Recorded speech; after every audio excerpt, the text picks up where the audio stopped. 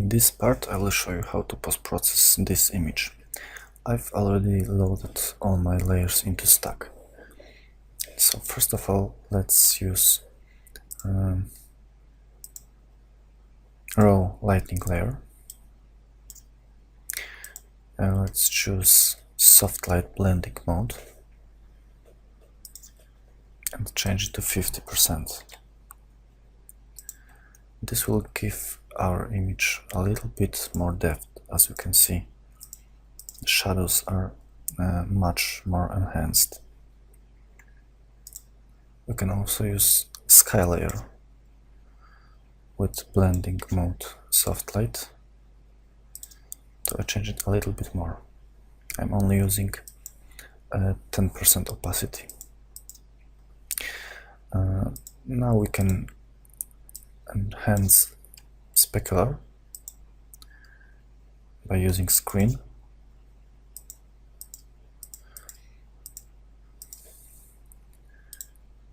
And also let's do the same with reflections, but reduce opacity. Okay. Now it's time to give our image a little bit more contrast, because it's still washed out. Especially the dark colors should be a little bit darker. So let's add curves, move this a little bit down to give image contrast, and this will make image a little bit brighter.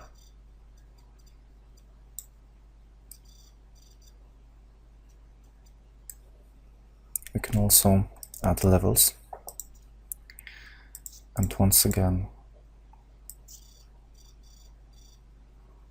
let's make black colors a little bit darker.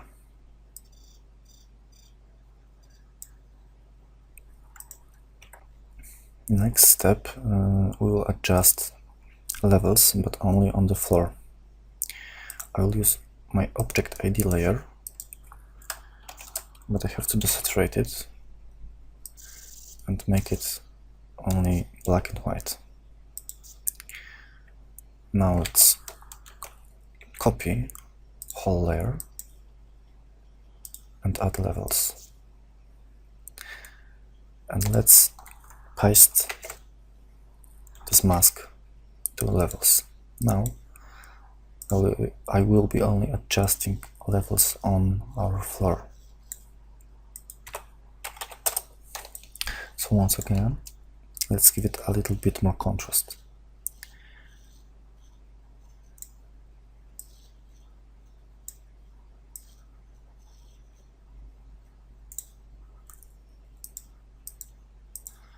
I think now it looks a little bit better, especially the shadows are much better looking. Next, let's use our kitchen lights layer and use screen blending mode.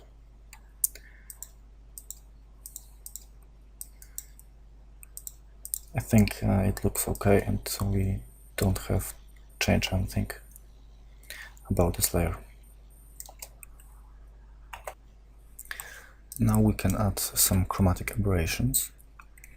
We have to choose our RGB color layer and go to lens corrections.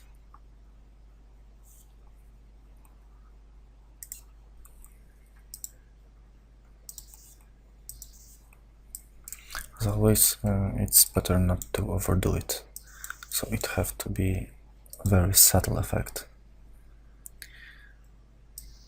Okay, and the next step is vignette. So once again, I like to create it on a separate layer and then use multiply blending mode.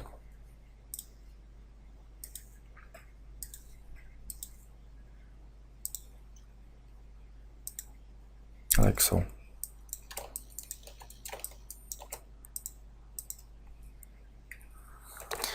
correct it using levels. And decrease opacity a little bit.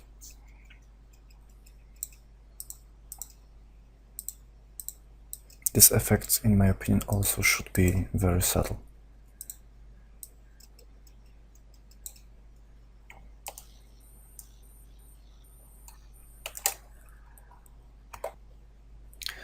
We can also add a bloom effect, so let's duplicate our layers and collapse them, Ctrl E, and now I will use levels to separate white and bright spots from the darker areas, desaturate whole image, and add Gaussian blur.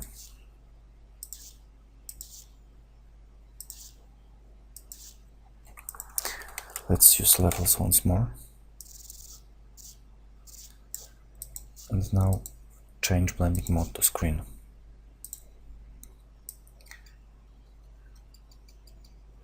And let's select opacity something like 20%.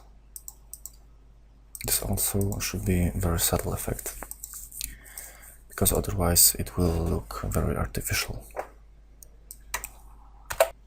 We are almost ready with our post-processing, but I want to add one last thing.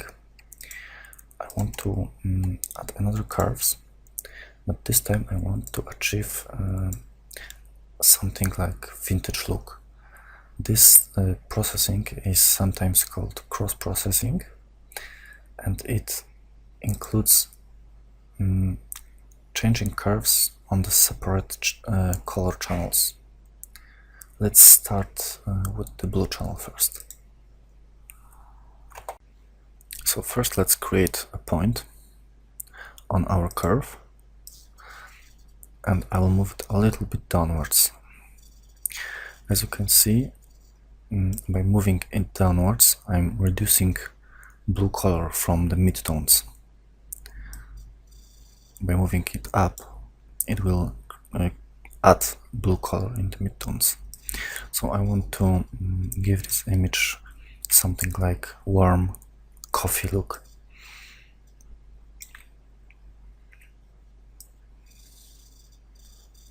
By moving this point upwards, I'm adding blue color into shadows.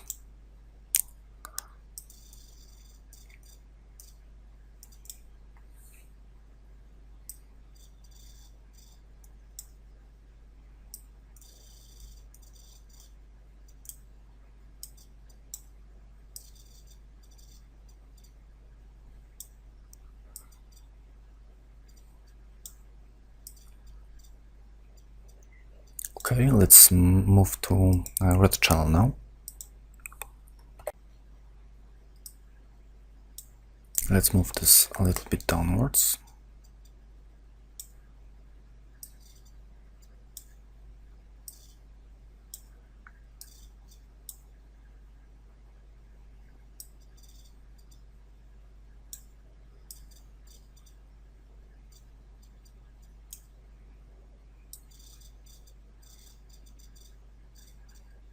And now let's go to green channel.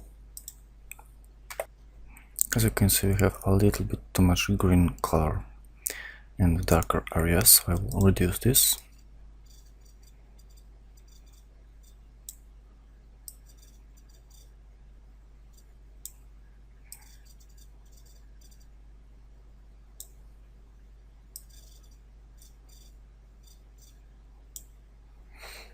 Okay, I think our post-processing is ready at this moment.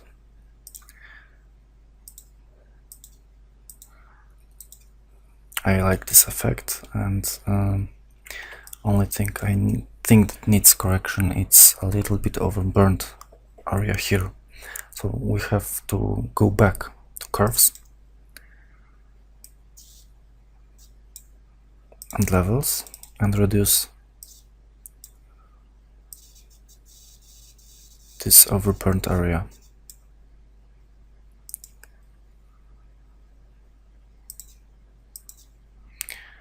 think we have to also reduce a little bit bloom effect in this area, so we can always create a mask.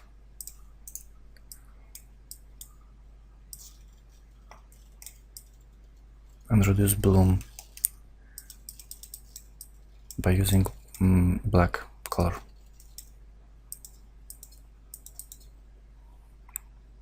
In the end, we can collapse all of the layers and use a little bit of sharpen by unsharp mask.